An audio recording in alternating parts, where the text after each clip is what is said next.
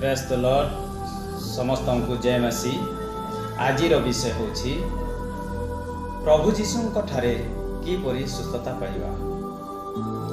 तो आस एबे देखिबा आमे जाकुबर 4:3 अध्याय आमे पाठ करिबा। तुम्हें माने मांगी थाओ किंतु पाई न थाओ। आमे माने प्रभु जीशु ठारे आमे मांगी थाओ किंतु पाई न थाओ, कारण आपण सुखा विलासरे व्यय करवा निमंते मंद पीड़ा अभिप्राय रे मांगी थाओ। आमे आम निजर माने सच्चे रे मांगी न थाओ, आमे उपरे आमे मांगी थाओ, सेते लगी आमे पाई न थाओ। हालेलुया। ठीक अच्छे। आउ गोटे वाक्य देखमा आमे माथ्यू 7:21 पद रे मते प्रभु प्रभु बोली डाकती एपरी प्रत्येक स्वर्गराज्य रे प्रवेश करि पारिबे नाही। जेन आमे जदि आज विश्वासी ही गलो, आमे बपतिस्मा नै जेछु आ प्रभु प्रभु कहि देले आमे स्वर्गराज्य रे प्रवेश करि पारिबा नाही। काहे कि आमे जदि रविवार प्रार्थना बसिबा नहीं, आमे वाक्य सुनिबा नहीं, वाक्यर माने सुसमाचार सुनिबा नहीं, ताहले आमे स्वर्गराज्य रे प्रवेश करि पारिबा नहीं। प्रिय मो जेमिति आज मो विश्वास करूछे प्रभु के सही बढ़िया समस्त माने विश्वास करिवो ताहले स्वर्गराज्य रे प्रवेश करि पारिबो। मात्र जे मोहर स्वर्गस्थ पितांक इच्छा साधन करे से प्रवेश करिवो।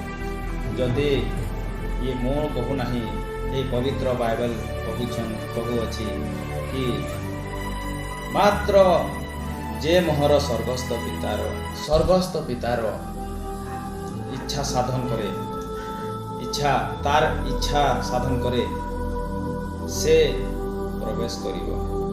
आमके काଣା करि पड़बा, आमे तांकर वाक्य अनुसार चली लागबा। आउ जो आमे कार रे थिलु, जो समय से समय आमे काଣା करूथलु, जो निशा पान हिंसा डंगा जो करूथलु से ताके आमे छाड़ी करी आमे जदि प्रभु जीशुकर वाक्य अनुसार आमे चलिमु ताहले आमे स्वर्गराज्य रे प्रवेश करि पारिबा। हालेलुया। तो ठीक अच्छे। आउ गोटे वाक्य देखबा आमे की परि सुस्थता पाइबा निमंते आमे देखिबा। तुम्ह मानक मध्यरे कोन केही पीड़ित? प्रभु जीशु आम को कहू अछंती कि आमर भितरे केही जदि रोगी रे पड़ीछ, जदि रोगी रे अछु, से मंडली रो प्राचीन मान को डकाओ।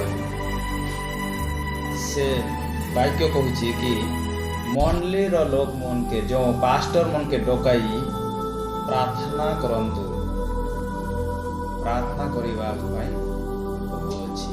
हालेलुया। विश्वास युक्त प्रार्थना से ही रोगी को रक्षा करिवो।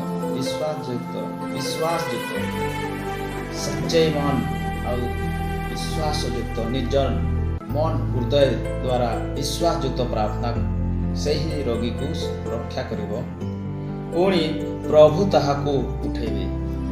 जेन बड़ी रहिबो, जेन रोग रे थिबे ताकू काण करबे, सुस्थता देबे आ उठेबे। हालेलुया। आउ जदि से पाप करि थाए ताहेले ताहाकू क्षमा दिया दिबो।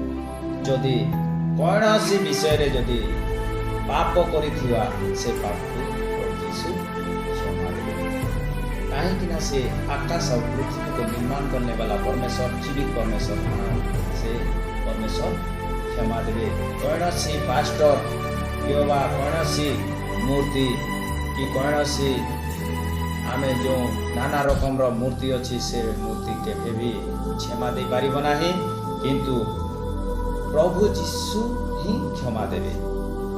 तो एही वाक्य रे जो मने देखु अछंती समस्त को परमेश्वर आशीर्वाद देबे। आ मु विश्वास करे कि आगामी दिन रे आहुरी मु किछि तुम माननको वाक्य दे शिक्षा हुए तो दे पारिबी। आउ यही वाक्य द्वारा समस्त को निवेदन कराइकि समस्त को प्रभु जीशु आशीर्वाद करू आज वाक्य द्वारा समस्त को आशीर्वाद समस्त को जय मसीह।